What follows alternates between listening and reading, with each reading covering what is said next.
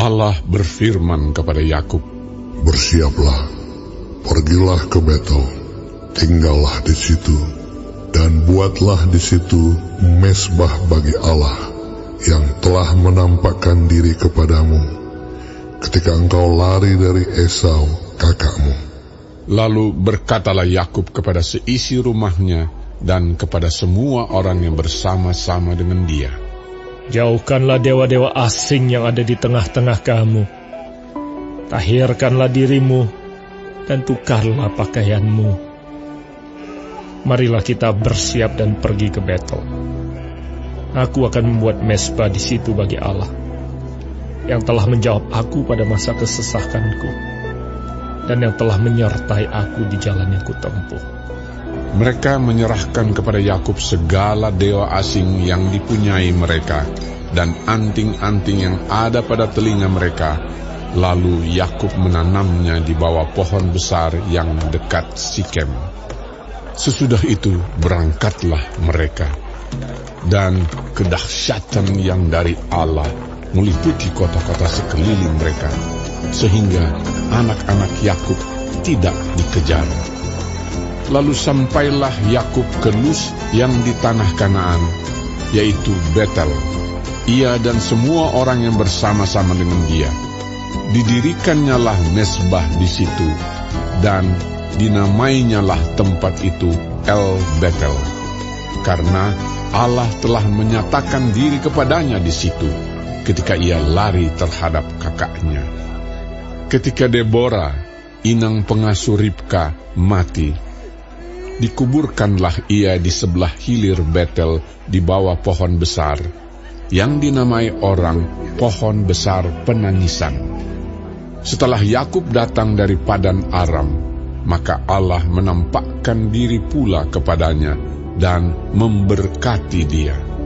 Firman Allah kepadanya, "Namamu Yakub, dari sekarang namamu bukan lagi Yakub, melainkan Israel. Itulah yang akan menjadi namamu." Maka Allah menamai dia Israel. Lagi firman Allah kepadanya, "Akulah Allah yang Maha Kuasa. Beranak cuculah dan bertambah banyak. Satu bangsa, bahkan sekumpulan bangsa-bangsa, akan terjadi daripadamu, dan raja-raja akan berasal daripadamu.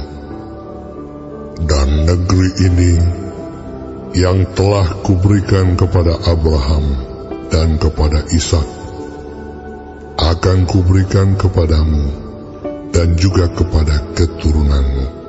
Lalu naiklah Allah meninggalkan Yakub dari tempat ia berfirman kepadanya. Kemudian Yakub mendirikan tugu di tempat itu, yakni tugu batu. Ia mempersembahkan korban curahan dan menuangkan minyak di atasnya. Yakub menamai tempat di mana Allah telah berfirman kepadanya, Betel. Sesudah itu berangkatlah mereka dari Betel. Ketika mereka tidak berapa jauh lagi dari Efrata, bersalinlah Rahel, dan bersalinnya itu sangat sukar. Sedang ia sangat sukar bersalin, berkatalah bidan kepadanya, "Janganlah takut, sekali ini pun anak laki-laki yang kau dapat." Dan ketika ia hendak menghembuskan nafas, sebab ia mati kemudian, diberikannya nama Ben-Oni kepada anak itu.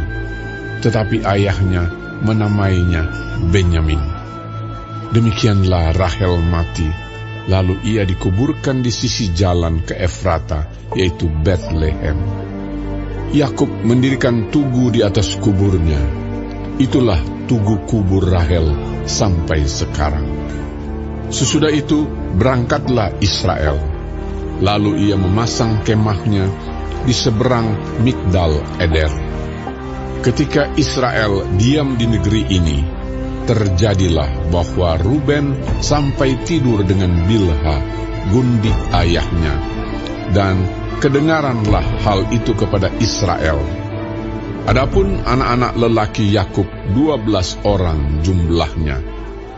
Anak-anak Lea ialah Ruben, anak sulung Yakub, kemudian Simeon, Lewi, Yehuda, Isakar, dan Zebulon.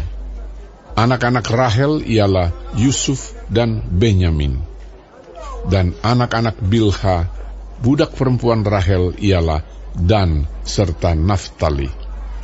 Dan anak-anak Zilpa, budak perempuan Lea, ialah Gad dan Asher.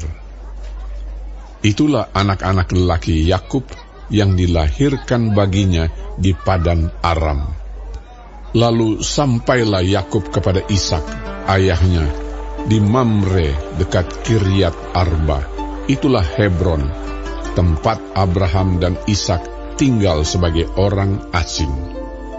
Adapun umur Ishak 180 tahun. Lalu meninggallah Ishak.